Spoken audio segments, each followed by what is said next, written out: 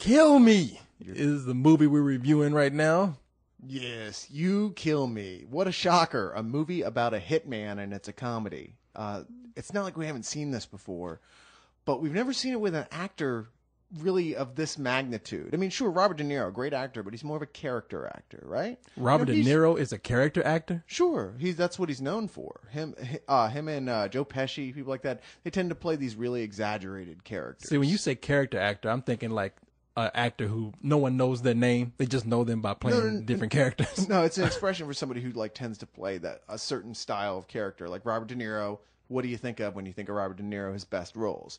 You think kind of a thuggish type personality, right? He's so good at that. He's one of the best in the world. We've got in this movie Ben Kingsley playing the role of a hitman who's a serious alcoholic and basically is forced by his family to go out to San Francisco to dry out, join AA and all that. Yeah, that's because he screwed up a hit. Yeah, this fool was drunk when he's supposed to make a hit and slept through it. It happened to me, and that's where well, I'm sure a lot of things happen to you when you're drunk. Well, you're still alive, aren't you? Well, damn, man. And we became friends. Isn't that ironic? Thank you for not killing me. No, yeah, and that's where the movie had me hooked at the beginning, where like he screwed up that hit, and I was laughing at that point on because. You know, what is it about this movie that's good, man? Because we've seen this theme over and over again, the hitman that has some weird quirk. What's good about it is that it doesn't go into the goofy... Did I say quirk? I mean quirk. Quirk? What do you mean, the bartender on Star Trek Deep Space Nine about it? No, I'm talking science here. No, I'm sorry, some weird quirk. What's good about this movie is that unlike movies like Analyze This or that or, whatever comes next, and the other Hitman movies have been out, it actually treats this as if it could actually happen. These feel like real people. They feel like real situations. There's a sincerity and even a slight heaviness to the subject matter that feels it.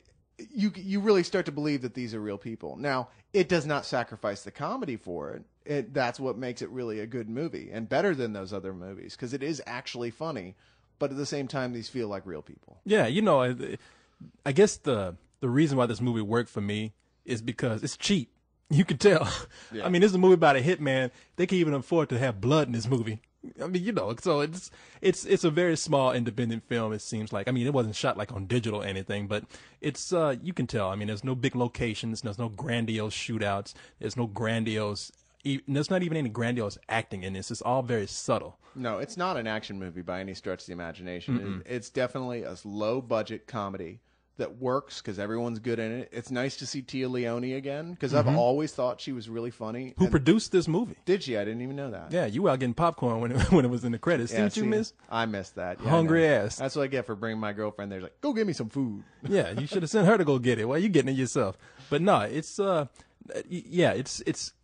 movie has a lot of charm. It's just, I got to disagree with you in that area where you say it feels very real because the characters feel real. The characters are very down to earth and very likable, all of them. Even the killer, even the bad guys, the mobsters, they're all likable. But these situations, I mean, the killer goes to AA and tells everybody that I'm a killer, thinking that, okay, he's supposed to be this really smart hitman, but he thinks that Alcoholics Anonymous means they won't tell anything.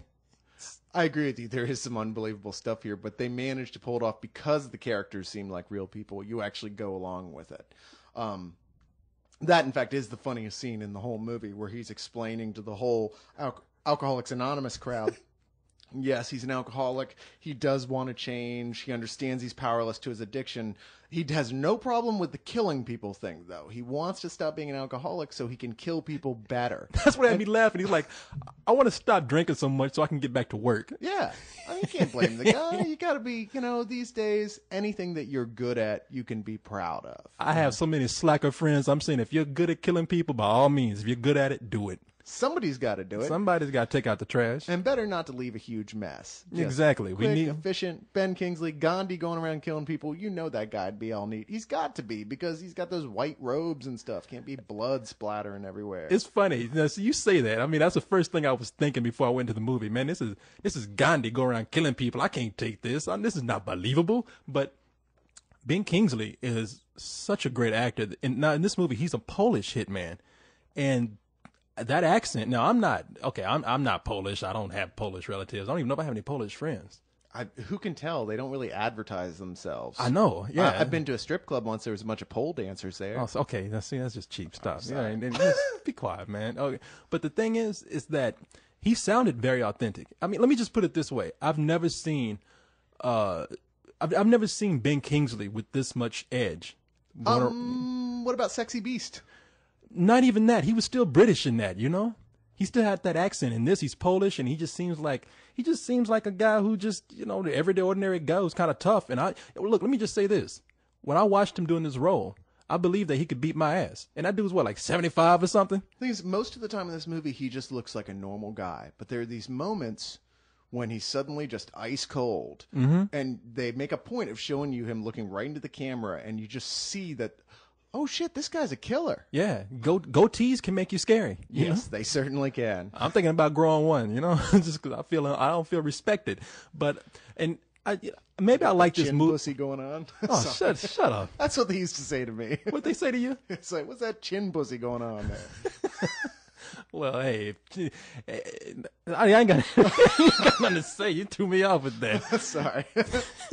But you know, maybe the reason why I like this movie is because I just want Ben Kingsley to have something good. I mean, goddamn, this man has chosen so many. I have never seen an actor of his caliber, one of the greatest actors out there, choose so many bad projects. He's one of those guys like Michael Caine. He just doesn't want to stop working, and he will literally take 8, 9 totally crappy films as long as he gets that shot to get the one script he really wants to do. Yeah. And by that, he doesn't mean like he'd rather take a bunch of really small crappy films for the really small really great film he wants to do, rather than take 2 or 3 crappy big films for one maybe not as crappy but at least high profile big film like most actors work on these days. He kind of stays out of the spotlight, but that's good. He's a great actor. He's a really great actor, and I love it when he comes out of nowhere and surprises the hell out of us. Yeah, I did not need Thunderbirds. Well, you're forgetting, of course, about the masterpiece that was Uwe Boll's Blood Rain. He was in Blood Rain? He was the villain in Blood Rain. And he was also in A Sound of Thunder. Damn, this guy has made some bad movies. With the wig, the worst wig since Shatner started acting. Oh, hell yeah. Yeah, no, man, this guy, he really needs this movie. So it's too bad that it's a small film because it's not going to have a very large release. Well, it's weird. It's actually getting a decent amount of push, and I think the reason is because all there is at the theaters is stuff for 16-year-old kids right now. There's nothing for mom and dad who want to just see a quiet little comedy, and this is a good choice for that. If you don't want to see all the Sturm und Drang, all the speakers like bellowing out noise and mindless silly plots, then this is really the movie for you. This is the only other option, really. Yeah. Damn, I'm still stuck on that hairpiece he had in that movie. It looked like a possum died on his head. No, right?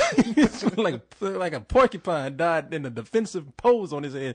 But yeah, no, this is a good movie. I would give it it's just a little far fetched. So I'll give it a matinee. I'll give it matinee only because this isn't one of the most memorable little comedies I've ever seen, but it is a fun alternative to everything else that's out there. Yeah. It's a breath of fresh air in a summer when we don't usually get that sort of thing. Yeah, highly recommended. I really do enjoyed the movie very much.